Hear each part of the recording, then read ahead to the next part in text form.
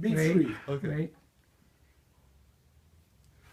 I'm going to tell you the story of my father, Hyman Sarfatti, who was born in a cave during the war between the Turks and the Bulgarians in Salonika in 1914 or so. He was born in a cave because they were escaping from the artillery bombardments. And the story is he's an infant in the cave outside of Salonika, and he said to me he was an old soul. When he was born, he was fully conscious.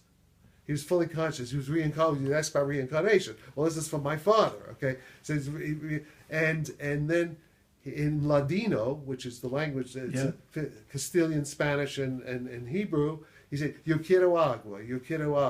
And his older sister, Esther, would bring him water.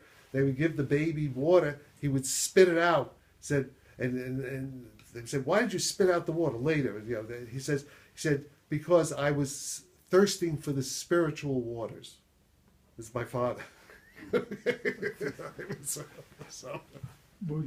And his whole quest, and his whole quest was cosmic consciousness, you know, seeking. And then when in the 1970s, when he was with me and we went over to Berkeley with Tarthang Tolku, the Tibetan, one of the Tibetan leaders, right away, as soon as Tarthang Tolku saw my father, there was like electricity between them, and he invited my father. Stayed with him for several weeks at the what do you call it, ashram? No, it's not an ashram, but